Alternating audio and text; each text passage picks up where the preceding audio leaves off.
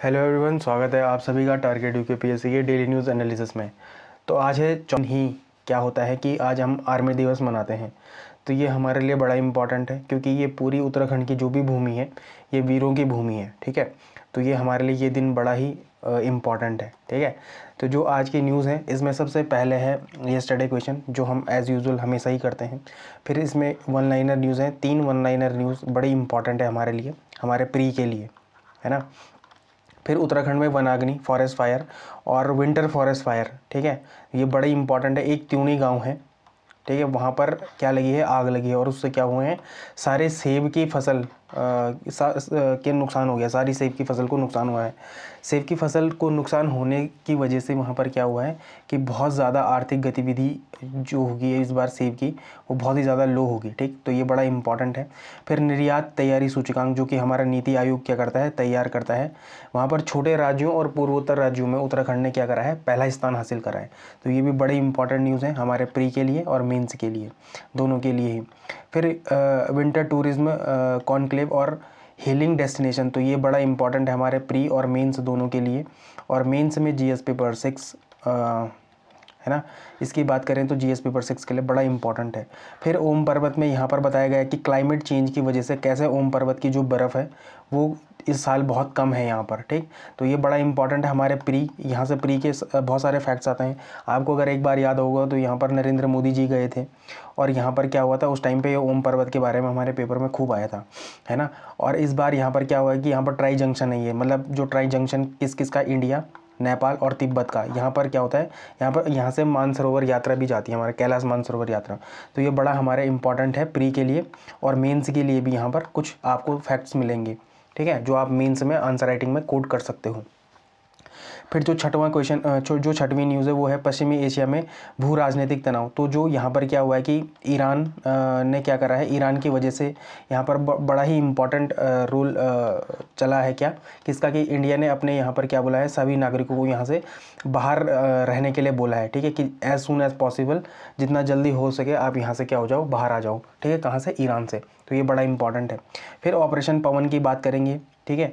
और फिर काशी तमिल संगम, तो ये क्या था, एडिटोरियल था और इसको किसने लिखा है, तो नरेंद्र मोदी जी ने लिखा है। तो ये बड़ा इंपॉर्टेंट है, ठीक है, हमारे प्री और मेंस के लिए। यहाँ पर प्री के काफ़ी सारे फैक्ट हैं और मेंस के लिए भी हम इसको देखेंगे कि कैसे ये हमारे लिए GS paper 1 art and culture के लिए बड़ा इंपॉर्टेंट है। ठीक, तो ये बड़ी इंपॉर्टेंट है। और फिर मैप इन न्यूज़ में देखेंगे आज मेलोडी यानी इटली को, है ना। तो ये बड़ा इंपॉर्टेंट हमारे लिए कंट्री है, जो पिछले साल और ख़ासकर दिसंबर में क्या रहा था, काफ़ी न्यूज़ में रहा था।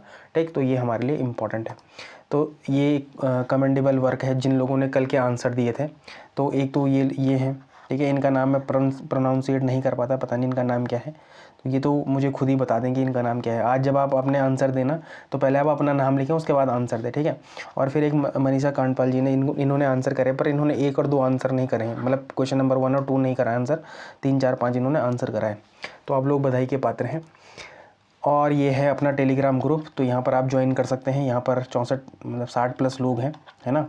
और यहाँ पर क्या होता है कि मेंस के जो भी आपको आंसर क्वेश्चन मिलते हैं, आप वहाँ पर क्या कर सकते हैं, उनका आंसर दे सकते हैं। ठीक है, यहाँ पर मतलब मेरा यूज़र नेम है, तो आप मेरे को डायरेक्ट ही मेंस के क्वेश्चन क्या कर सकते हैं, सेंड कर सकते हो। और फिर मैं आपको बता सकता हूँ कि कहाँ कहाँ पर आपको इम्प्रूवमेंट की ज़रूरत है। ठीक है, सबसे पहले देखते हैं येस्टरडे प्रैक्टिस क्वेश्चन को। तो येस्टरडे प्रैक्टिस क्वेश्चन में सबसे पहला क्वेश्चन ये था कि जो हमारे जल शक्ति मंत्री हैं CR पाटिल, उन्होंने क्या करा कि राष्ट्रीय नदी अनुसंधान केंद्र उद्घाटन कहाँ पर इसका उद्घाटन किया है, तो वो करा है WWI में, मतलब भारतीय वन्यजीव संस्थान देहरादून में इसको क्या करा है, इसका उद्घाटन किया है। तो ये बड़ा इंपॉर्टेंट है, इसका डी का आंसर है, ये आपके प्री में आ सकता है ये क्वेश्चन इस बार। ठीक है, फिर जो दूसरा क्वेश्चन है, उत्तराखंड के इतिहास में 1921 में उत्तरायणी मेला बागेश्वर मुख्य रूप से किस ऐतिहासिक घटना के लिए जाना जाता था। कुली बेगार का अंत, यहाँ पर क्या बाहे थे, रजिस्टर बाहे थे। ठीक है, तो ये बड़ा इंपॉर्टेंट है। फिर क्वेश्चन नंबर 3 है कि हाल ही में समाचार में देखे गए रक्षा और भू राजनीतिक घटनाक्रमों के संदर्भ में निम्नलिखित कथनों पर विचार करें। तो पिनाका एक स्वदेशी रूप से विकसित multi barrel rocket launcher system है, तो ये बिल्कुल सही है। इसकी मारक क्षमता को हाल ही में बढ़ाया गया है, पहले 40 किलोमीटर की रेंज थी इसकी, अब इसको कितना कर दिया है, 120+ रेंज का कर दिया है। तो ये बिल्कुल क्या है, सही है। दूसरा ऑप्शन है हमारे पास कि साक्सकम घाटी या साक्सकम वैली जो रणनीतिक रूप से बड़ी महत्वपूर्ण है, उसे 1963 में पाकिस्तान द्वारा चीन को अवैध रूप से सौंप दिया गया। तो ये भी बिल्कुल सही है। तो आपका ए ऑप्शन भी सही है, बी ऑप्शन भी सही है। तीसरी है IBG मतलब इंटीग्रेटेड बैटल ग्रुप्स। ये आज भी न्यूज़ में थी, लेकिन आज इतनी खास ये न्यूज़ में नहीं थी, लेकिन हम इसके बारे में कल पूर्ण तरीके से चर्चा कर चुके हैं। तो IBG का नेतृत्व एक मेजर जनरल स्तर का अधिकारी करता है और इसका उद्देश्य त्वरित सैन्य लामबंदी मतलब स्विफ्ट मोबिलाइजेशन है। तो ये बिल्कुल ही तीनों ही ऑप्शन क्या हैं, सही है। तो इसका आंसर क्या होगा, सी। ठीक है, तो इसका आंसर सी होगा। ठीक है, तो ये इंपॉर्टेंट है। फिर हम चौथे क्वेश्चन की तरफ बढ़ते हैं कि हाल ही में चर्चा में रहे भारत ईरान व्यापार संबंधों के संदर्भ में निम्नलिखित कथनों पर विचार करें। ईरान भारतीय बासमती चावल का एक प्रमुख आयातक देश है। ये बिल्कुल सही है। और उत्तराखंड के एस्पेक्ट से हमने भी इसको देखा था कि कैसे अगर अमेरिका ईरान से व्यापार करने वाले देशों पे 25% टैरिफ बढ़ा देता है, तो कैसे उत्तराखंड को इससे नुकसान होगा। हमने कल बड़े डिटेल में पढ़ा था। मैं आपको पहले ही कह रहा हूँ कि DNA बड़ा इंपॉर्टेंट है आपके लिए। ठीक है, भले ये इसकी रीच बहुत कम है, अभी तक ये लोगों तक शायद पहुँचा नहीं है या लोग इसको पसंद नहीं कर रहे हैं, तो मुझे भी नहीं पता, लेकिन मैं आपको गारंटी के साथ बोल रहा हूँ कि ये इससे बहुत सारे प्री में क्वेश्चन आएंगे, क्योंकि हम अलग अलग चीज़ों को यहाँ पर क्या कर रहे हैं, इंट्रोड्यूस कर रहे हैं। जैसे हमने इसमें सारे क्या कर दिए थे, ऑर्गेनाइजेशन हमने सारी कंप्लीट कर दी हैं। ठीक है, मैप इन न्यूज़ हम रोज करते हैं, तो क्या मैप इन न्यूज़ के क्वेश्चन प्रीलिम्स में नहीं आते हैं। ऑर्गेनाइजेशन के क्वेश्चन क्या प्रीलिम्स में नहीं आते हैं। ऑर्गेनाइजेशन के क्वेश्चन मेंस में भी आते हैं। और मैप इन न्यूज़ तो बड़ा इंपॉर्टेंट है आपके मैप उसके लिए, किसके लिए, न्यूज़ के लिए। GS पेपर अगर आप 2 इंटरनेशनल रिलेशन की बात करें तो वहाँ पर ये बड़ा ही इंपॉर्टेंट हो जाता है ये सेगमेंट। ठीक है, तो इसमें पहला ऑप्शन सही है। दूसरा ऑप्शन है संयुक्त राज्य अमेरिका ने ईरान के साथ व्यापार करने वाले देशों पर 25% टैरिफ लगाने की घोषणा करी है। तो ये भी बिल्कुल सही है। तीसरा है भारत वर्तमान में ईरान से बड़ी मात्रा में कच्चा तेल का आयात करता है। तो ऐसा कुछ भी नहीं है, भारत यहाँ से तेल ना के बराबर लेता है। तो ये बड़ा इंपॉर्टेंट क्वेश्चन था। तो इसके क्या होंगे, 1 और 2 ऑप्शन क्या हैं, सही है। तो इसका आंसर होगा बी बॉल, इसका आंसर सही हो जाएगा। फिर पांचवा क्वेश्चन है ब्रिक्स समूह और आगामी 2026 शिखर सम्मेलन के संदर्भ में निम्नलिखित कथनों पर विचार करें। देखो कल हमने इसके बारे में डिटेल में पढ़ लिया है। तो हमने ब्रिक्स का देखा था कि 2026 में क्या होगा, ये भारत में होगा। ठीक है, भारत इसकी चौथी बार क्या कर रहा होगा, बैठक कर रहा होगा। तो ये बड़ा इंपॉर्टेंट है। तो पहला ऑप्शन है कि वर्ष 2026 में भारत तीसरी बार, देखो ये गलत है, तीसरी बार न बल्कि कितनी बार, फोर्थ टाइम, चौथी बार क्या कर रहा है, ब्रिक्स शिखर सम्मेलन की अध्यक्षता करेगा। दूसरा क्या है, ब्रिक्स 2026 का नया लोगो भारत के राष्ट्रीय पुष्प कमल से प्रेरित है। तो ये बिल्कुल सही है। तीसरा है ब्रिक्स देशों की वैश्विक व्यापार में संयुक्त हिस्सेदारी 26% की है। तो ये बड़ा ही इंपॉर्टेंट है और ये क्या है, सही भी है। यहाँ पर हमने और भी हिस्सेदारी देखी थी। जैसे हमने यहाँ पर देखा था कि जनसंख्या इसकी कितनी है, ब्रिक्स की टोटल जनसंख्या, तो 50% हिस्सेदारी है आबादी में। ठीक है, जनसंख्या में कितनी है, तो 50% हिस्सेदारी है। ठीक, ये बड़ा इंपॉर्टेंट है। व्यापार में हमने देख लिया है, व्यापार में। और GDP में देखो ये क्वेश्चन आते हैं किसमें, स्टेटमेंट वाइज में, तो 40% हिस्सेदारी है। तो ये इंपॉर्टेंट हिस्सेदारी है। तो ये 40% है GDP में, 50% है जनसंख्या में और 26% किस में है, तो ये ट्रेड में है। तो ये बड़ा इंपॉर्टेंट है आपके प्रीलिम्स और मेंस दोनों के ही लिए। ठीक है, तो हमने यहाँ पर देख लिया है कि ब्रिक्स के बारे में भी। ठीक है, तो इसका क्या होगा, 2 और 3 ऑप्शन क्या होंगे, सही होंगे। तो इसका भी बी बॉल क्या होगा, सही होगा। इसमें फोर्थ नहीं, तीसरी नहीं, बल्कि फोर्थ टाइम अध्यक्षता कर रहा है। ठीक है, तो ये इंपॉर्टेंट है। फिर कुछ वन लाइनर न्यूज़ हैं। तो वन लाइनर न्यूज़ में सबसे इंपॉर्टेंट है हेनले पासवर्ड इंडेक्स। तो हेनले पासवर्ड इंडेक्स जो था वो 2026 में भारत 80वें स्थान पर रहा है। ठीक है, 55 देशों में वीज़ा मुक्त और वीज़ा ऑन अराइवल सुविधा के साथ, जो पिछले वर्ष कितने उछाल में है, तो 5 स्थान बेहतर के उछाल में है। ठीक है, इस बार, तो इस बार अपना हेनले पासवर्ड इंडेक्स कौन सा स्थान है, तो 80वां स्थान है। ठीक है, ये आपके प्री के लिए भी बड़ा इंपॉर्टेंट फैक्ट है और मेंस के लिए भी बड़ा इंपॉर्टेंट फैक्ट है। ठीक है, GS पेपर अगर आप 3 इकोनॉमिक्स की बात करेंगे तो यहाँ वहाँ के लिए ये फैक्ट आप वहाँ पर पुट कर सकते हैं। ठीक है, तो भारत में मछली उत्पादन 2013-14 में 95 लाख टन से बढ़कर 2024-25 में 198 लाख टन हो गया है, जिससे देश विश्व का दूसरा सबसे बड़ा उत्पादक बना है। पहला सबसे बड़ा उत्पादक देश कौन है, चीन है। मछली उत्पादन में सबसे बड़ा उत्पादक देश कौन है, चीन है। लेकिन दूसरे स्थान पे कौन आ चुका है, भारत आ चुका है। तीसरा जो ये न्यूज़ है ये बड़ी फैक्चुअल है और ये बड़ी इंपॉर्टेंट है आपके प्रीलिम्स के एस्पेक्ट से। ठीक है, तो यहाँ पर है कि भारतीय पर्वतारोही अरित्रा रॉय ने एशिया के बाहर की सबसे ऊंची चोटी माउंट एकांकगुआ जिसकी ऊंचाई कितनी है, 6967.15 मीटर पर सफल चढ़ाई करी है।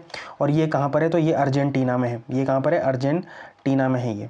ठीक है, ये जो वो है ना पर्वत, तो ये कहाँ पर है, अर्जेंटीना में है, तो ये बड़ा इंपॉर्टेंट है। ठीक है, तो सबसे पहले देखते हैं उत्तराखंड न्यूज़। आज उत्तराखंड न्यूज़ में क्या कहते हैं, देखो पहले सबसे पहले न्यूज़ है जो हमारी इंपॉर्टेंट न्यूज़ है कि आउटसोर्सिंग और संविदा भर्तियाँ संवैधानिक जनादेश का उल्लंघन है। तो कैसे ये हमारे जीएस पेपर 2 में पॉलिटी से रिलेटेड करती है और गवर्नेंस से रिलेटेड करती है, तो बड़ा इंपॉर्टेंट है।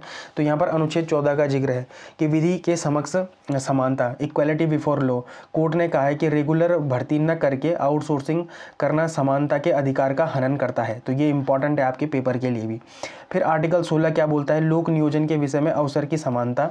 यह सबसे बड़ा मुख्य पॉइंट है। सरकारी नौकरियों में सभी को बराबर मौका मिलना चाहिए, लेकिन बैकडोर या आउटसोर्सिंग से यह हक मारा जाता है, तो ये भी बड़ा इंपॉर्टेंट है। और अनुच्छेद 21 प्राण और दैहिक स्वतंत्रता का संरक्षण। कोर्ट ने कहा है कि राइट टू लाइवलीहुड, आजीविका का अधिकार और गरिमापूर्ण जीवन से जोड़कर भी देखा है किसने, ये हमारे कोर्ट ने, किसको, आउटसोर्सिंग संविदा भर्तियों पर। तो यहाँ पर क्या बोला है कि ये क्या है, संवैधानिक जनादेश का क्या है, ये उल्लंघन है। तो ये आपके पेपर के लिए भी बड़ा इंपॉर्टेंट। ठीक है, फिर इसको आप अगर मेंस से देखेंगे और जीएस पेपर 5 में जो हमारी 5वीं यूनिट है, 5th यूनिट है उत्तराखंड पॉलिटी से रिलेट करेंगे अगर आप इसको, तो वहाँ पर आप जैसे डाइंग कैडर इनका आप जिक्र कर सकते हैं मेंस में। ठीक है, डाइंग कैडर क्या होता है, देखो डाइंग कैडर क्या होता है कि माना अभी कोई क्या है, कोई सीट है, ठीक है, मतलब कोई आदमी नौकरी कर रहा है, मतलब जैसे चतुर्थ श्रेणी की कोई नौकरी है, ठीक है, अभी तो है वो, लेकिन जैसे ही वो सेवानिवृत्त हो जाता है, क्या हो जाता है, सेवानिवृत्त हो जाता है, ठीक है, तो उस पद को उसके बाद क्या कर दिया जाएगा, समाप्त कर दिया जाएगा, मतलब उस पर दोबारा कभी क्या नहीं होगी, कोई भर्ती नहीं होगी, तो उसको क्या कहते हैं, उसको कहते हैं डाइंग कैडर। तो ये बड़ा इंपॉर्टेंट है। फिर उपनल और आउटसोर्सिंग, देखो मुझे अच्छे से याद है कि 2024 का जो मेंस हुआ था उसमें उपनल के बारे में एक क्वेश्चन आया था मेंस में। ठीक है, उपनल के बारे में क्वेश्चन आया था, अगर आप जीएस पेपर 5 में देखोगे ये क्वेश्चन, तो ये आया हुआ है। ठीक है, तो पूछा, ऐसे छोटे छोटे क्वेश्चन पूछता है कि उपनल से आप क्या समझते हैं, पर उसमें बड़ा अच्छा क्वेश्चन था वो, शायद वो 150 वर्ड्स का था या 100 वर्ड्स का था, ये मुझे एग्जैक्ट ध्यान में नहीं है, लेकिन इन दोनों में से एक क्वेश्चन था वो। तो इन सब चीज़ों को आप अभी से तैयार कर लो।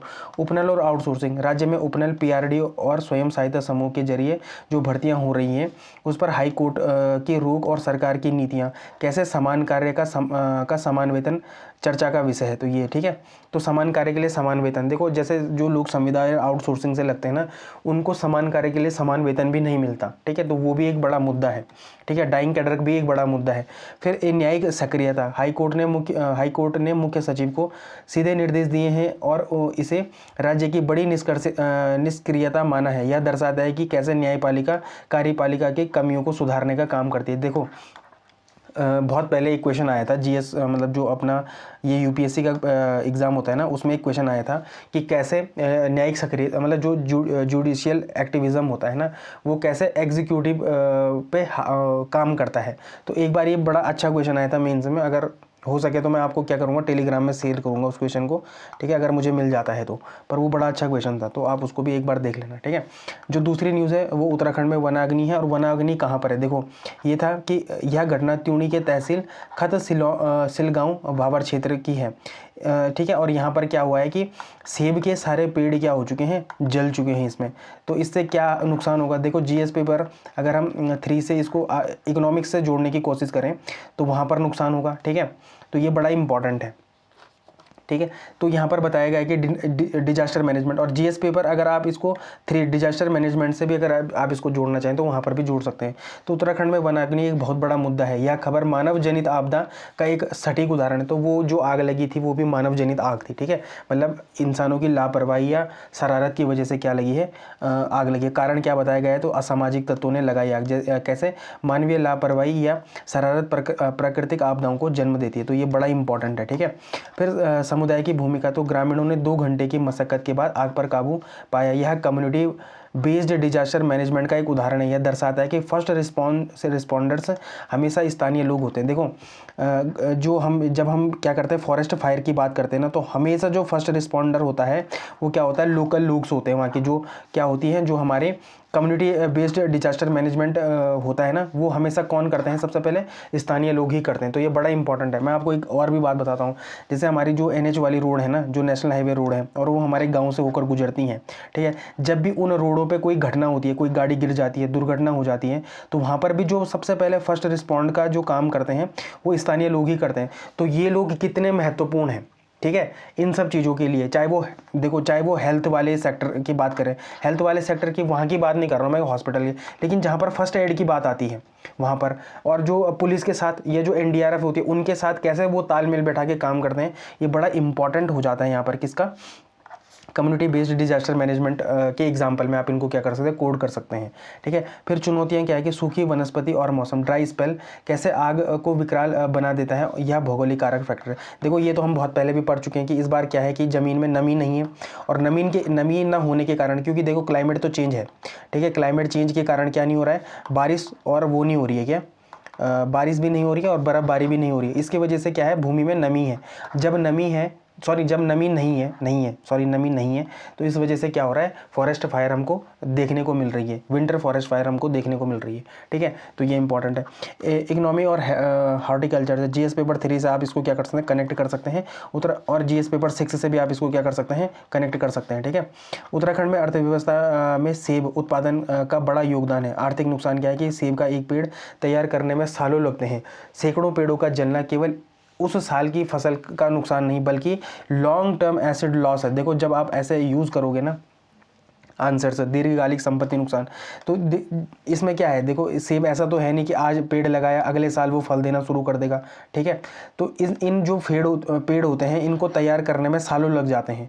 तो जब उनको सालों लग जाते हैं और अगर ऐसी आग लग गई है तो वो उन पेड़ों को इसी साल के लिए नुकसान नहीं हुआ है, वो आने वाले 2, 3, 5, 7, 10 साल के लिए क्या हो चुके हैं, लॉन्ग टर्म एसिड क्या हो चुका है, वहाँ पर लॉस हो चुका है, या किसानों की आजीविका को सीधे प्रभावित करता है। तो ये इंपॉर्टेंट है। बाधाएं क्या है, जब आप जब आप बागवानी की समस्याएं पर उत्तर लिख रहे हैं तो आप वनाग्नि को एक प्रमुख बाधा के रूप में लिख सकते हैं, और आप क्या कर सकते हैं, त्यूणी जैसी घटना का केस स्टडी के रूप में भी आप इसको क्या कर सकते हैं, कोड कर सकते हैं। तो ये बड़ा इंपॉर्टेंट क्या था आपके लिए मेंस और प्री के आस्पेक्ट। प्री तो खैर इतना खास है नहीं, लेकिन मेंस के आस्पेक्ट से आपके लिए क्या था, बड़ा इंपॉर्टेंट था। प्री के लिए अगर हम इसको इंटरलिंक करना चाहें तो चिलिंग आवर्स आप इसको याद रखना, सेब के लिए चिलिंग आवर्स बड़ा इंपॉर्टेंट है, 1500 घंटे या 25 डी। ठीक है, ये बड़ा इंपॉर्टेंट है चिलिंग आवर के लिए, सेब की फसल को पकने के लिए। ठीक है, तो ये बड़ा इंपॉर्टेंट आपके लिए प्रीलिम्स के लिए है। ठीक है, ये एमसीक्यू है, पहला एमसीक्यू है, आप इसका क्या कर सकते हैं, कमेंट सेक्शन में आंसर दे सकते हैं। ठीक, दूसरी न्यूज़ की तरफ बढ़ते हैं। तो निर्यात तैयारी सूचकांक 2024, इसको कौन जारी करता है, तो इसको करता है नीति आयोग जारी करता है। तो नीति आयोग ने निर्यात के मामले में राज्यों की तैयारियों को लेकर एक रिपोर्ट जारी करी है।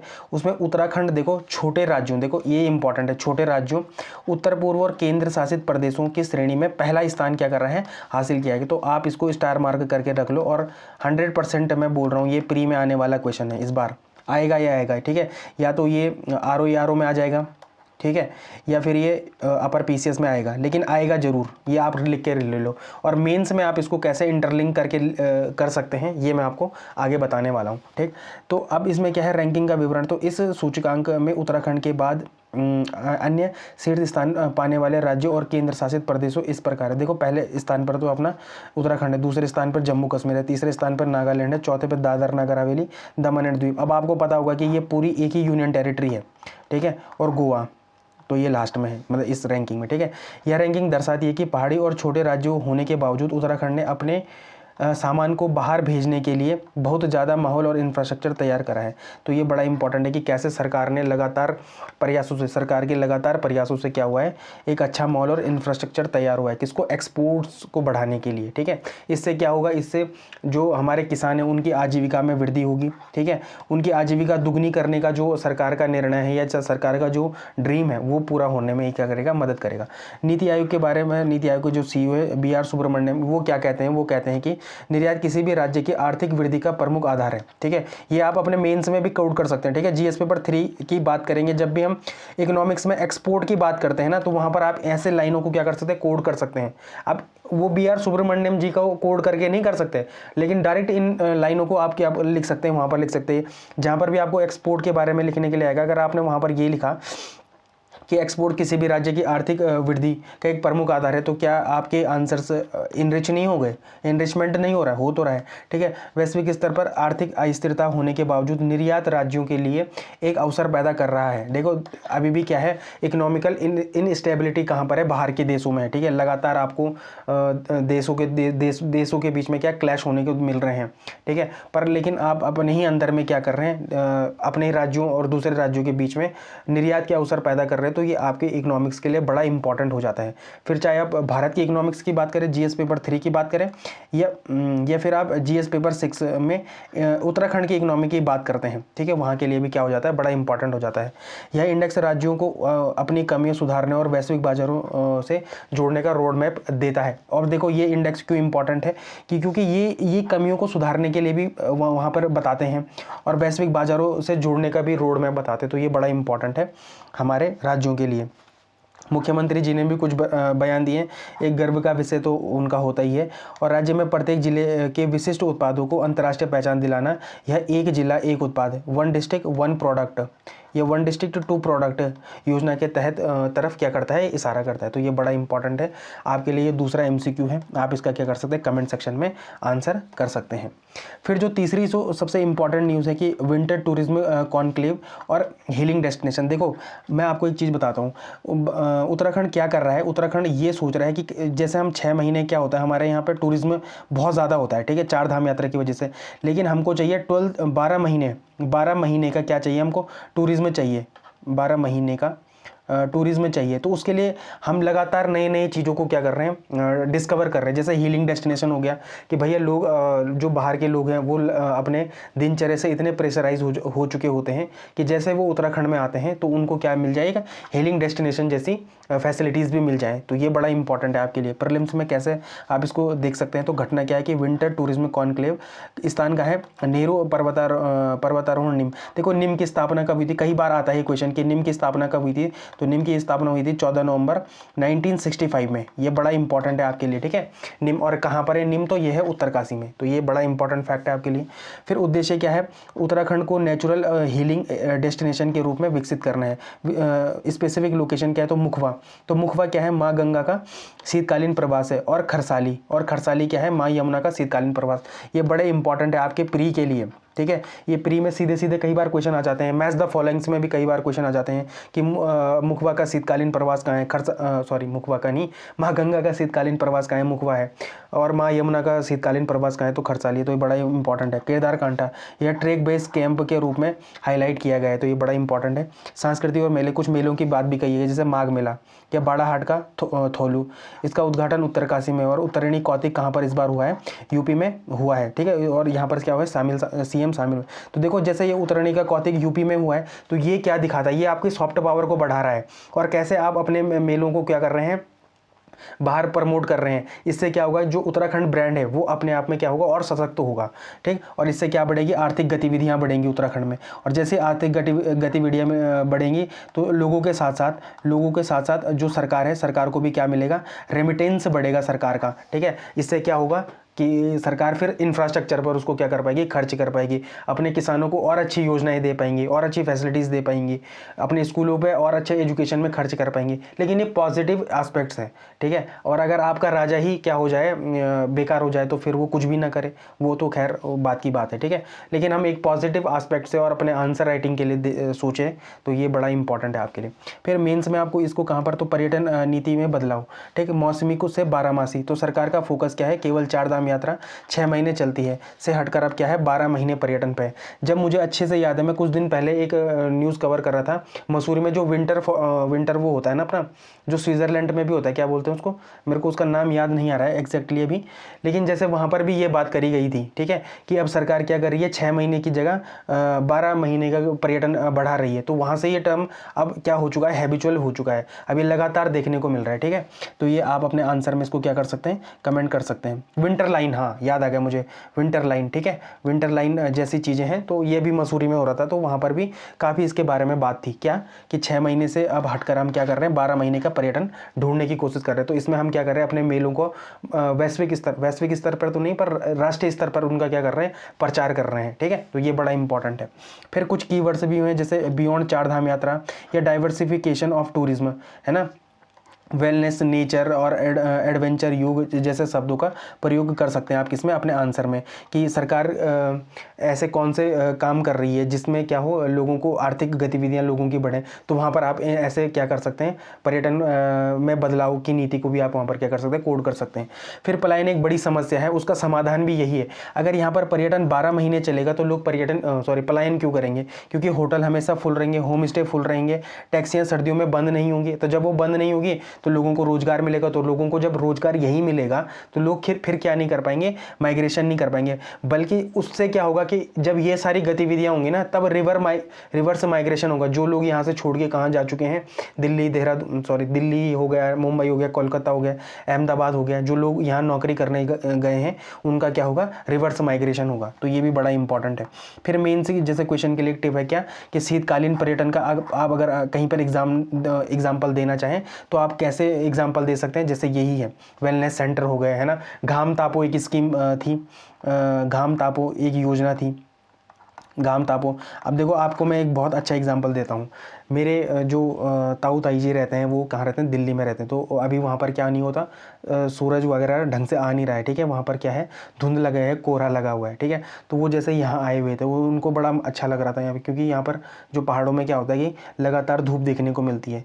तो ऐसे टूरिज्म जैसे घाम तापो योजना है, जब सरकार इनको क्या करेगी और बढ़ावा देगी, तो इससे क्या होगा, लोग यहाँ पर क्या करेंगे, वापस आएंगे, और यहाँ पर आएंगे तो उनकी आर्थिक गतिविधियाँ बढ़ेंगी।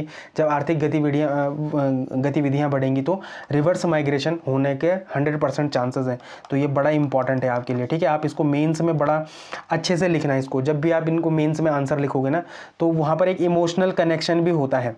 जैसे इमोशनल कनेक्शंस आपके आंसर्स में दिखना स्टार्ट हो जाएगा ना, तो फिर एग्जामिनर आपको क्या करेगा, अच्छे मार्क्स देना शुरू करेगा, ठीक है। फिर हीलिंग डेस्टिनेशन, तो देश में बड़े शहरों में प्रदूषण और तनाव को देखते हुए उत्तराखंड वेलनेस टूरिज्म के हब के रूप में प्रोजेक्ट किया जा रहा है। किसको, उत्तराखंड को वेलनेस टूरिज्म के एस्पेक्ट से, ठीक है। यह राज्य की इकोनॉमिक और के लिए एक नया क्या है, ग्रोथ इंजन है। तो ये बड़ा इंपॉर्टेंट है। आप इसका क्या करते, देखो हीलिंग डेस्टिनेशन को तो आप जरूर अपने आंसर्स में कोड करना, ठीक है। इससे आपकी आंसर्स क्या बनेगी, उसकी एनरिचमेंट बढ़ जाएगी। फिर सांस्कृतिक कूटनीति क्या है, कि लखनऊ में उत्तरायणी कौतिक का आयोजन दर्शाता है कि उत्तराखंड अपनी संस्कृति को राज्य के बाहर भी प्रमोट कर रहे हैं, जिससे ब्रांड उत्तराखंड क्या होगा, मजबूत होगा। तो ये बड़ा इंपॉर्टेंट है, ये आपके लिए एमसीक्यू है, और मैं उम्मीद करता हूँ कि आज लोग क्या करेंगे, इसका आंसर अच्छे से देंगे, ठीक है। फिर जो एक चौथी सबसे इंपॉर्टेंट न्यूज़ है वो ओम पर्वत है। देखो यहाँ पर क्यों इंपॉर्टेंट है। पहले क्या होता था, ओम पर्वत में इतनी क्या होती थी, बर्फबारी देखने को मिल रही है। इस साल देख लो यहाँ पर बर्फबारी कितनी सी है, ठीक है। तो ये बड़ा इंपॉर्टेंट है, ये क्लाइमेट चेंज को दिखाता है, ठीक है। जो लोग अभी भी क्लाइमेट चेंज के प्रति क्या लगता है उन्हें, कि कुछ नहीं होता क्लाइमेट चेंज, जैसे डोनाल्ड ट्रंप है, ठीक है, ऐसे लोगों की वजह से ये, मतलब मैं ये ज़्यादा नहीं बोलना चाहूँगा इस बारे में, ठीक है, ये काफ़ी वैसा हो सकता है, लेकिन मैं ये बोलना ज़रूर चाहूँगा कि क्लाइमेट चेंज के प्रति सतर्क हो जाएं, ठीक है। जो भी आने वाला युवा है, देखो हमारे पहाड़ों में मैं देखता हूँ कि सड़क के किनारे खूब हम खाते हैं और फेंक देते हैं, ठीक है। हमसे मतलब मेरा नहीं है, मैं तो कभी भी नहीं करता ऐसा, लेकिन मैं बहुत बार देखता हूँ यहाँ जो लोग बाहर से आते हैं, यूपी से आते हैं, हिमाचल से आते हैं, है ना। हिमाचल तो खुद ही पहाड़ी राज्य है, उनको तो और समझ होना चाहिए था, ठीक है। लेकिन जो लोग दिल्ली से आते हैं, यूपी से आते हैं, वो लोग यहाँ पर क्या करते हैं, कचड़ा वचड़ा फेंक के चले जाते हैं। शराब की बोतलें हमको कहाँ मिलती हैं, सड़कों के किनारे देखने को मिलती है। तो ऐसा बिल्कुल भी ना करें, ठीक है। अभी हमको क्या करना चाहिए कि क्लाइमेट चेंज के प्रति सतर्क हो जाना चाहिए, ठीक है। भौगोलिक स्थिति क्या है, ओम पर्वत किस जिले में है, तो अपना पिथौरागढ़ व्यास घाटी में है, ठीक है। ऊंचाई क्या है, तो 15,700 फीट पे है, लगभग 6,191 मीटर। कई बार ये क्वेश्चन सीधे सीधे भी आ जाते हैं हमारे एग्जाम में कि ओम पर्वत की ऊंचाई कितनी है, तो इसको याद रख लो 6191, ठीक है। जैसे बहुत सारे पर्वत हैं, है ना, तो उनकी क्या आ जाती है, सीधे सीधे ऊंचाई पूछने को मिल जाती है, या वो मैच द फॉलोइंग में आ जाते हैं। तो ये बड़ा इंपॉर्टेंट है। संबंधित स्थान क्या है, ओम पर्वत के पास नावी ढांग। देखो अब ये जैसे नावी ढांग क्या है, चर्चा में आ गया है, खबरों में आ चुका है, तो पेपर में इसके आने के चांसेस 100% हो जाते हैं कि हाल ही में चर्चा में रहा नावी ढांग किस जिले में है, तो पिथौरागढ़ में है है ना। कौन से पर्वत के पास है, तो ओम पर्वत के पास है, तो ये आपको क्या हो जाना चाहिए, याद होना चाहिए, नाभिढांग, ठीक है। और कैलाश मानसरोवर यात्रा का मार्ग पर पड़ता है कौन, ओम पर्वत।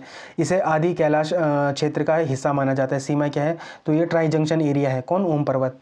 और ट्राई जंक्शन कैसे में, तो भारत, नेपाल और तिब्बत की सीमा पर क्या है, ये स्थित है। अगर इसकी थोड़ा सा बात करें ज्योग्राफी के हिसाब से, या इन्वायरमेंट जीएस पेपर 3 के हिसाब से, या ज्योग्राफी जीएस पेपर 1 के हिसाब से अगर इसमें थोड़ा सा बात करें, तो क्लाइमेट चेंज केस स्टडी जनवरी 2024-25 में ओम पर्वत पर बर्फ विहीन होना हिमालय पारिस्थितिकी तंत्र में बदलाव का संकेत है। तो आप इसको कहाँ पर कर सकते हैं, जीएस पेपर 3 इकोलॉजी इन्वायरमेंट से आप इसको रिलेट कर सकते हैं। वेस्टर्न डिस्टर्बेंस, इसको आप जीएस पेपर 1 भूगोल से रिलेट कर सकते हैं। इस बार सर्दियों में बर्फबारी न होने के कारण पश्चिमी विक्षोभ का कमजोर होना है। फिर वाटर सिक्योरिटी, जल सुरक्षा, हिमालय को वाटर टावर ऑफ एशिया कहा जाता है। देखो जैसे ये टर्मिनोलॉजी है, अब आप इस टर्मिनोलॉजी को कहीं पर लिख के रख दो, ठीक है, लिख के रख दो। और जब भी आपको मेंस आंसर राइटिंग में आए तो आप लिख दो ये। जब आप इंट्रोडक्शन लिखते हैं ना, तो जब इंट्रोडक्शन आप लिखना शुरू करते हैं, तो अगर आप ऐसे टर्म्सों का यूज़ करेंगे, जैसे वाटर टावर ऑफ एशिया क्या है, हमारा हिमालय, या आपने हिमालय लिखा और ब्रैकेट में इसको बंद कर दिया वाटर टावर ऑफ एशिया, और इसके नीचे पेन भी मार दी, ठीक है, तो ये हाईलाइट होगा, तो वहाँ पर एक अच्छा इम्पैक्ट पड़ता है, ठीक है। अगर बर्फ़ नहीं गिरेगी तो गर्मियों में नदियाँ जैसे काली नदी हो गई, जो उस क्षेत्र की से निकलती, किस क्षेत्र से, पिथौरागढ़ काला पानी से निकलती, ठीक है, का जल स्तर भी क्या है, कम होगा। तो ये इंपॉर्टेंट है, जब भी आप ऐसे राइटिंग करो तो आप इसकी भूमिका में, इंट्रोडक्शन में, कंक्लूजन में आप इसको प्रभावशाली बनाने के लिए ऐसे कोट्स लिख सकते हैं। तो ये क्या है, आपके लिए एमसीक्यू है, आप इसका क्या कर सकते हैं, कमेंट सेक्शन में आंसर कर सकते हैं। 4 क्वेश्चन हो गए, 4 टॉपिक्स हो गए। फिर जो ये यहाँ पर से हमारी नेशनल न्यूज़ शुरू होती है, और सबसे पहले जो नेशनल न्यूज़ है वो पश्चिम एशिया में भू राजनीतिक तनाव है। देखो सिंपल सी बात वही है कि अब भारत ने क्या बोला है, ईरान में रहने वाले भारतीयों को बोला है कि आप वहाँ से क्या हो जाओ, इवेक्यूएट, मतलब आ जाओ बाहर, ठीक है। कुछ महत्वपूर्ण स्थानों की बात इसमें आई है, जैसे आपके प्रीलिम्स में बड़ी इंपॉर्टेंट हो जाती है अल उदीद एयरबेस। देखो अल उदीद एयरबेस कहाँ पर, कतर में, और यहाँ पर क्या है, अमेरिका का जो बेस है, यहाँ पर मिलिट्री बेस है, ठीक है। यहाँ पर क्या है, अमेरिका का मिलिट्री बेस है, कहाँ पर, अल उदित एयर बेस में, ठीक है। और ये कहाँ पर है, कतर में है। वीज़ा नीति क्या है, तो अमेरिका 75 देशों के नागरिकों के लिए वीज़ा प्रक्रिया रोक रहा है, जिसमें रूस और ईरान शामिल है। यह अंतर्राष्ट्रीय आवागमन, मतलब ग्लोबल मोबिलिटी के लिए को दर्शाता है कि कैसे बड़े देश छोटे देशों पे कैसे प्रतिबंध लगाते हैं, ठीक है। तो ये बड़ा इंपॉर्टेंट है। फिर मुख्य परीक्षा जीएस पेपर 2 अंतर्राष्ट्रीय संबंध या आईआर से आप इसको क्या कर सकते हैं, रिलेट कर सकते हैं। सिलेबस और टॉपिक आपको यहाँ पर मिल गया है, ठीक है। इंडियन डायस्पोरा और इंडियाज़ इंटरेस्ट और developing countries of India's interest वगैरह वगैरह, ठीक है। आप यहाँ से इसको क्या कर सकते हैं, कनेक्ट कर सकते हैं। तो भारतीय डायस्पोरा की सुरक्षा, ठीक है। तो ईरान में 10,000 से ज़्यादा भारतीय रहते हैं, छात्र हो गए, तीर्थ यात्री हो गए, या पर्यटक अभी क्या है 10,000 से ज़्यादा। तो इन्हीं को बोला है कि संकट के समय अपने नागरिकों को निकालना, इवैक्यूएशन डिप्लोमेसी भारत की विदेश नीति का एक अहम हिस्सा बन गया है। भारत ने पहले भी बड़े बड़े ऑपरेशन से चलाए हैं, चाहे यूक्रेन से निकालने के लिए हूँ, चाहे इजराइल से निकालने के लिए हूँ, अब चाहे ईरान से निकालने के लिए हूँ, पहले भी निकाला हुआ है ईरान से, ठीक है। ये भी इंपॉर्टेंट है ना। तो ये सारी चीज़ें इंपॉर्टेंट है। फिर पश्चिम एशिया में शांति संतुलन, power balance in west Asia. तो इसमें क्या है कि ईरान ने सऊदी अरब, यूएई, तुर्की और कतर को चेतावनी दी है कि वे अमेरिका को अपनी ज़मीन का इस्तेमाल न करने दें। यह दर्शाता है कि कैसे दो बड़े देशों जैसे यूएस और ईरान का झगड़ा पूरे क्षेत्रीय रीजन को अस्थिर बना सकता है। भारत के इन सभी देशों के साथ, मतलब चाहे वो ईरान हो गया, चाहे सऊदी अरेबिया हो गया, चाहे यूएई हो गया, चाहे फिर अमेरिका ही क्यों नहीं हो गया, पर इनके साथ क्या है, अच्छे संबंध है। भले अमेरिका का डोनाल्ड ट्रंप कुछ भी कहे, लेकिन जो बैकडोर बात होती है वो भारत और अमेरिका के संबंध अभी भी बहुत अच्छे हैं। क्योंकि देखो अमेरिका की जितनी कंपनियां हैं, जैसे माइक्रोसॉफ्ट हो गई, एप्पल हो गई, वो लगातार क्या कर रही है, भारत में निवेश को बढ़ा रही है। तो देखो एक तो ये है, आप अगर इस एस्पेक्ट से देखो तो वो अच्छे संबंध है। लेकिन डोनाल्ड ट्रंप जो कुछ भी बोलते रहते हैं, उस एस्पेक्ट से देखो तो बोलेंगे कि यार इससे पागल इंसान कौन है, ठीक है। इसलिए भारत के लिए यह कूटनीति क्या है, चुनौती है। तो यहाँ पर क्या है, डिप्लोमेटिक चैलेंज भी है कि कैसे भारत यहाँ पर क्या बना सके, सभी देशों के साथ संतुलन स्थापित कर सके। अमेरिका सैन्य उपस्थिति में बदलाव। तो अमेरिका ने कतर स्थित अपने अल उदित एयरबेस, देखो अल उदित एयरबेस कहाँ पर है, कतर का है, लेकिन यहाँ पर क्या है, अमेरिका का एयरबेस है, में सैनिकों को हटाना शुरू कर दिया है। यह पश्चिम एशिया में अमेरिका की बदलती रणनीति का संकेत है, जो वैश्विक सुरक्षा समीकरणों के लिए महत्वपूर्ण है। तो ये बड़ा इंपॉर्टेंट है। फिर आप अगर GS paper 3 economics and security में अगर आप इसको रिलेट करो तो कहाँ पर करोगे, तो एनर्जी सिक्योरिटी। अगर ईरान और अमेरिका में युद्ध का तनाव बढ़ता है तो तेल की कीमतों में क्या क्या होगी, तेल की कीमतें बढ़ेंगी। ये भारत की अर्थव्यवस्था के लिए, है ना, महंगाई के लिए, या सीईडी की फुल फॉर्म क्या होती है, डेफिसिट, कुछ डेफिसिट होता है, मैं अभी भूल रहा हूँ इसको, पर सीधा असर पड़ेगा। तो मैं अभी इसको बता दूंगा अभी, ठीक है, आपको कमेंट सेक्शन में। फिर चाबार पोर्ट, तो चाबार पोर्ट क्या है, ईरान में अस्थिरता भारत में चाबार पोर्ट और INSTC international north south transport corridor को प्रभावित करेगा, ठीक है। तो ये बड़ा इंपॉर्टेंट है। फिर काशी तमिल संगमम, तो ये बड़ा इंपॉर्टेंट क्यों है, क्योंकि ये हमारे किसने लिखा है, ये लिखा है अपने नरेंद्र मोदी जी ने, ठीक है, ठीक है, ये लिखा है अपने नरेंद्र मोदी जी ने। अच्छा हाँ, यहाँ पर जो सीईडी था ना, इस सीईडी का मतलब था करंट अकाउंट डेफिसिट, ये था करंट अकाउंट, ठीक है, डेफिसिट। तो आई होप आपको समझ आ गया होगा। महंगाई और करंट अकाउंट डेफिसिट में क्या होगा, सीधा असर पड़ेगा। तो ये अपने यहाँ पे हो गया। फिर काशी तमिल संगमम, तो ये अपना जो ये आर्टिकल था, ये एडिटोरियल था, ये किसने लिखा था, नरेंद्र मोदी जी ने लिखा था, ठीक है। ये बड़ा इंपॉर्टेंट है। तो इसमें जो प्रीलिम्स के फैक्ट हैं, क्योंकि यहाँ से सीधे सीधे क्वेश्चन आते हैं, जैसे तोल का पीएम आ गया, तीन काशी आ सकता है पेपर में। तो तोल का पीएम तो न जाने कितनी बार आया है पेपर में, ये पेपर में मैंने हमेशा देखा है, चाहे UKPSC हो, UKSSS हो, ठीक है, NDA हो, CDS हो, ठीक है, या CAPF हो, असिस्टेंट कमांडेंट हो, है ना, या EPFO हो। तो ये तो बहुत सारे एग्जाम्स में आया है ये वाला क्वेश्चन कि तोल का पीएम, ठीक है, ये कि सबसे प्राचीन तमिल व्याकरण ग्रंथ कौन है, तो तोल का पीएम। और इसको किसने लिखा है, तो तोल का पियर ने लिखा है। इसके लेखक कौन है, तो तोल का पियर है, ठीक है, इसके लेखक कौन है, तो तोल का पियर है। तो देख लेते हैं काशी तमिल संगमम। इसका उद्देश्य उत्तर और दक्षिण भारत के बीच के पुराने संबंधों को फिर से जीवित करना है। यह शिक्षा मंत्रालय द्वारा आयोजित किया जाता है। तो पूछ सकते हैं कि जो काशी तमिल संगमम है, ये जो समारोह है, ये किसके द्वारा आयोजित किया जाता है, तो शिक्षा मंत्रालय द्वारा किया जाता है आयोजित। एक भारत श्रेष्ठ भारत, इस पहल का मुख्य उद्देश्य क्या है, तो ये क्या है, विभिन्न देशों के लोगों के बीच आपसी समझ को और जुड़ाव को बढ़ाना, ठीक है, ये इंपॉर्टेंट। फिर तोल का पीएम, यह सबसे प्राचीन तमिल व्याकरण है। इसका 6 विदेशी और 6 भारतीय भाषाओं में अनुवाद हो चुका है। और इसके लेखक कौन है, तोल का पियर है, तोल का पियर, ठीक है। तो ये इंपॉर्टेंट है। फिर तेनकाशी, तमिलनाडु के तेनकाशी को दक्षिण कोसी कहा जाता है। तो ये बड़ा इंपॉर्टेंट है। फिर पांड्य वंश के राजा कौन है, राजा आदि वीर पराक्रम पांडियन, ठीक है, जिन्होंने काशी में शिव मंदिर बनाया था। तो ये बड़ा इंपॉर्टेंट है, पूछ सकते हैं कि अब जैसे ये न्यूज़ में आ गया ना, जैसे ये जो चीज़ें न्यूज़ में आ गई ना, ये पेपर में आने के चांसेस उनके बहुत ज़्यादा बढ़ जाते हैं, ठीक है। कई बार हमको लगता है कि अननेसेसरी क्वेश्चंस कहाँ से आ रहे हैं, तो वो अननेसेसरी क्वेश्चंस होते नहीं, क्योंकि वो उस साल के न्यूज़ में बड़े इंपॉर्टेंट होते हैं, ठीक है, ये है। फिर सोमनाथ आक्रमण के बारे में तो हम देख ही चुके हैं कि इसको क्या हो चुके हैं, 1000 साल हो चुके हैं। और जनवरी में ही 10-26 में क्या हुआ था, 16वां आक्रमण था इसका, ठीक है, ये इंपॉर्टेंट था सोमनाथ मंदिर पर, ठीक। अब मेंस में आप इसको कहाँ पर इसको कोड करेंगे, तो सांस्कृतिक एकता, कल्चरल यूनिटी एंड रीजनलिज्म, क्षेत्रवाद का जब भी प्रश्न आता है तो वहाँ पर आप इसको क्या कर सकते हैं, कोड कर सकते हैं। उत्तर दक्षिण संयोजन, यह लेख इस धारणा को तोड़ता है कि उत्तर और दक्षिण भारत सांस्कृतिक रूप से अलग है।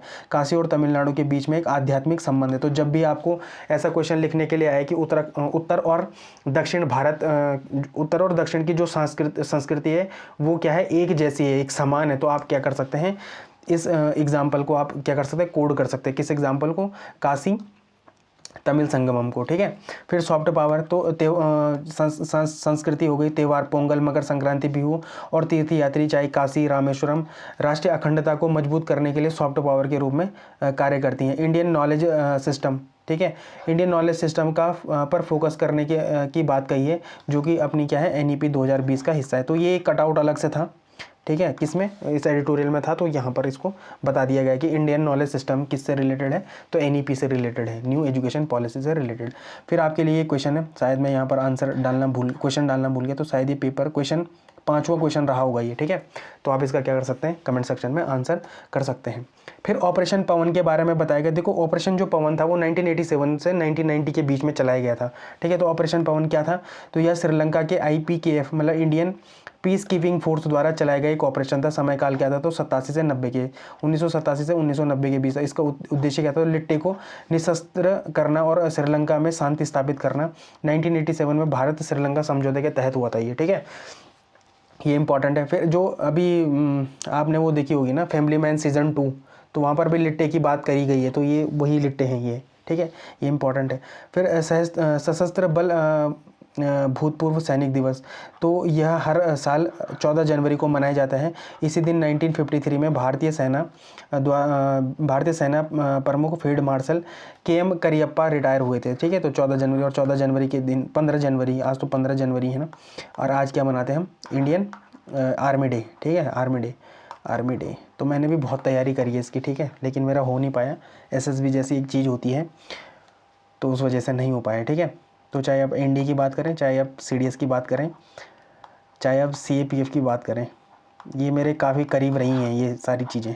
ठीक है, और नेवी तो स्पेशली बहुत करीब रही है। एक SSR का एग्ज़ाम होता था, वो मैंने क्वालिफाई कर दिया था, लेकिन जो फाइनल मेरिट होती है वहाँ पर मैं रह गया था। तो जब भी कभी भी मैं चिल्का की बात सुनता हूँ या नेवी की बात सुनता हूँ या उनके वाइट ड्रेस देखता हूँ तो मैं इमोशनल हो जाता हूँ।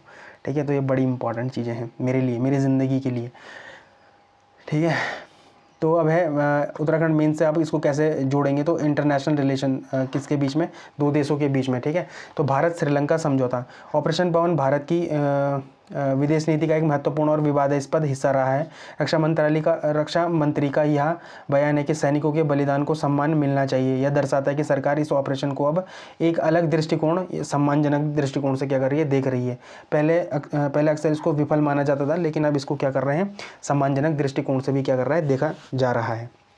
ठीक है, फिर स्वतंत्रता के बाद भारत, तो राजीव गांधी के समय हुए समझौते और पड़ोसी देशों में सैन्य हस्तक्षेप को बताया गया था इसके बारे में। और जब भी आप मेंस में पढ़ते हैं ना, जब मेंस में आप क्या पढ़ेंगे, जब आप पॉलिटी पूरी कर चुके होते हैं, उसमें आता है कि पोस्ट इंडियन इंडिपेंडेंट हिस्ट्री आती है। ठीक है, चाहे आप इतिहास की बात करते हैं, तो जब आप वो पढ़ेंगे ना, मेन्स के लिए पढ़ेंगे जब आप इसको, तो आपको बड़ा मजा आएगा। ठीक है, तब आप इन न्यूज़ों को क्या कर पाएंगे, अच्छे से इंटरलिंक कर पाएंगे। ठीक है, फिर उत्तराखंड के स्पेसिफिक, अगर उत्तराखंड की स्पेशल उससे देखें तो वीर भूमि को, उत्तराखंड की भूमि को क्या कहा जाता है, वीर भूमि भी कहा जाता है। क्यों? क्योंकि यहाँ पर हर परिवार का आपको सेना से एक गहरा नाता देखने को मिलेगा। ठीक है, उत्तराखंड को सैन्य धाम या वीर भूमि कहा जाता है। राज्य के हर परिवार का सेना से एक गहरा नाता होता है। कुमाऊं रेजिमेंट, गढ़वाल राइफल के कई सैनिकों ने ऑपरेशन पवन में भाग लिया था और शहादत दी थी, तो ये बड़ा इंपॉर्टेंट है। हाँ, उत्तराखंड के हर परिवार से आपको कई, मतलब अगर एक गांव में 38 परिवार है तो 30 परिवारों से तो आपको सेना से जुड़ाव देखने को मिलेगा। तो बड़ा इमोशनली और मेंटली कनेक्शन है अपना आर्मी के साथ। ठीक है, फिर साक्षात्कार इंटरव्यू में भी आपको ऐसे क्वेश्चन से पूछे जा सकते हैं। ठीक है, ऑपरेशन पवन के बारे में भी इंटरव्यू में पूछा जा सकता है ना। और उत्तराखंड ने भूतपूर्व सैनिकों के कल्याण के लिए कैसी योजनाएं चलाई, क्या योजनाएं चलाई, ये मेंस में भी आता है आपके लिए क्वेश्चन, जब भी आप सोसाइटी की बात करते हैं GS पेपर 1 में। ठीक है, तो ऐसे क्वेश्चन आ सकते हैं। और GS पेपर 6 में भी आ सकते हैं कि उत्तराखंड के सरकार ने भूतपूर्व सैनिकों और कल्याण, मतलब उनके कल्याण के लिए या उनके वेलफेयर के लिए कैसी योजनाएं चलाई हैं, तो ये इंपॉर्टेंट है। फिर इस न्यूज़ को हम बहुत पहले पढ़ चुके थे दिसंबर में, और 29 दिसंबर 2025 को पोरबंदर से रवाना हुआ था अपना कौंडिन्य क्या था, तो ये इसमें लोहे का कहीं भी यूज़ नहीं हुआ था। इसको सिला हुआ जहाज, मतलब सिली हुई पद्धति से इस जहाज को क्या किया गया था, इसका निर्माण किया गया था। तो ये बड़े ही इंपॉर्टेंट है हमारे लिए। इस बार ये पेपर में आने वाला है प्री में कि INS कौंडिन्य का संबंध किससे है, तो वहाँ पर आएगा ये क्वेश्चन। मैं इसको पहले भी कर चुका हूँ कवर। अब अगर आप इसको 29 या 30 दिसंबर के डेली न्यूज़ एनालिसिस में देखेंगे ना, तो वहाँ पर आपको मिल जाएगा, बल्कि ये थंबनेल में ही मिल जाएगा आपको ये चित्र। ठीक है, उस दिन में, जिस दिन में मैं इसको बना रहा रहूँगा। ठीक है, तो बड़ा इंपॉर्टेंट था ये INS कौंडिन्य भी। फिर मैप इन न्यूज़ में देखेंगे आप किनको, समझ गए होंगे। ठीक है, तो इटली को, तो इटली क्यों इम्पॉर्टेंट है अपने लिए नहीं, सॉरी, न्यूज़ में क्यों था, तो भारत और इटली संबंध है। नवंबर 2025 में भारत और इटली ने आतंकवाद के वित्त पोषण का मुकाबला करने के लिए एक संयुक्त पहल की घोषणा करी थी। दिसंबर 2025 में मुंबई में भारत इटली बिजनेस फोरम का भी आयोजन हुआ था। तो ये जो ना 2025 जो लास्ट था दिसंबर के टाइम पे, ये इटली बड़ा ही न्यूज़ में था। ठीक है, फिर प्रवासन समझौता, तो ये प्रवासन समझौता अल्बानिया के साथ था, तो ये भी बड़ा इंपॉर्टेंट था। फिर ज्वालामुखी विस्फोट भी हुआ था यहाँ पर एक द्वीप है, सिसिली द्वीप ये है। ठीक है, ये बड़ा इंपॉर्टेंट है। सिसिली द्वीप में एक माउंट एटना है, तो देखो माउंट एटना यहाँ पर है, ये माउंट एटना यहाँ पर है। तो इसमें क्या होता है, भीषण विस्फोट हुआ था, और ये क्या है, यूरोप का सक्रिय ज्वालामुखी है, तो ये इंपॉर्टेंट है। इसकी सीमाएं देखो, तो ये क्या है, स्थलीय सीमाएं उत्तर में देखो फ्रांस से लगती हैं। ठीक है, ये ऊपर होगा फ्रांस, फिर फ्रांस के बाद है स्विट्ज़रलैंड, तो स्विट्ज़रलैंड ये है। ठीक है, फिर है क्या है, ऑस्ट्रिया है, और फिर है ये स्लोवेनिया है। तो स्लोवेनिया ऑस्ट्रिया स्विट्ज़रलैंड और फ्रांस से क्या करती है, स्थल मतलब जो अपनी बाउंड्री शेयर करता है वो स्थल से करता है। लेकिन अगर आप जल सीमा की बात करेंगे तो एड्रियाटिक सी, तो एड्रियाटिक सी इसके क्या है, पूर्व में है, ठीक है। पश्चिम में क्या है, तो ये है टाइरानियन सी है, ठीक है। पश्चिम में टाइरानियन सी है, पूर्व में एड्रियाटिक सी है, ठीक है।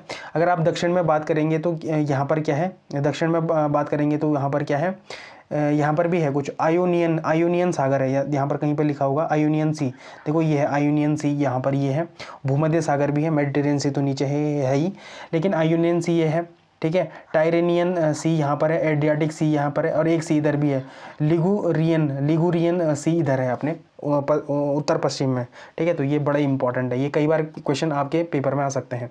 फिर यहाँ पर कुछ फिजिकल फीचर्स भी हैं, कुछ माउंटेन है, जैसे आल्प्स हो गया, तो आल्प्स तो आपको पता ही है उत्तरी सीमा पर स्थित है ये, जो देखो ये है आल्प्स, ठीक है।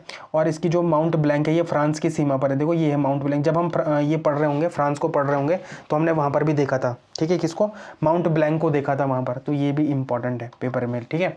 फिर एपिनाइन्स इसे इटली की रीढ़ या बैकबोन ऑफ इटली कहा जाता है, जो उत्तर से दक्षिण तक पूरी प्रायद्वीपीय फैली हुई, तो देखो ये है, ठीक है, एपेनाइन सी है, तो इसी को क्या कहा जाता है, इटली की रीढ़ कहा जाता है। तो यहाँ पर दो नदियाँ बड़ी इंपॉर्टेंट है, और ये दोनों नदियाँ कई बार पेपर में आ चुकी हैं।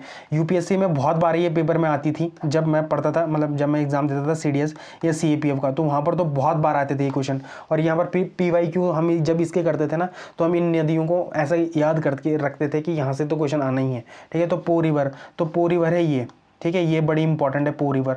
और पो रिवर क्यों है, तो इसको इटली की गंगा कहते हैं, ठीक है। इटली की गंगा किसे कहते हैं, तो पो रिवर को कहते हैं। और क्यों कहते हैं, तो ये कृषि महत्व के लिए बड़ी इंपॉर्टेंट है, ठीक है। यहाँ पर एग्रीकल्चर चीज़ें बहुत ज़्यादा होती हैं पो रिवर पर, तो ये बड़ी इंपॉर्टेंट। फिर टाइबर रिवर, तो ये राजधानी रोम भी इसी नदी पर है, तो देखो रोम ये है और ये टाइबर रिवर है, ठीक है। तो ये टाइबर रिवर है, तो ये राजधानी रोम किस नदी के किनारे पर है, तो वो टाइबर नदी के किनारे पर है। कुछ द्वीप भी है, जैसे सिसिली हो गया, तो सिसिली ये द्वीप है, ठीक है, भूमध्य सागर का सबसे बड़ा द्वीप इसको कहते हैं। सर्डेनिया हो गया, तो सर्डेनिया ये है, ठीक है, इटली के पश्चिम में स्थित दूसरा सबसे बड़ा द्वीप है। फिर कुछ ज्वालामुखी है, जैसे माउंट एटना, मैंने बताया था ना, सिसिली में एक माउंट एटना है, ये इंपॉर्टेंट है।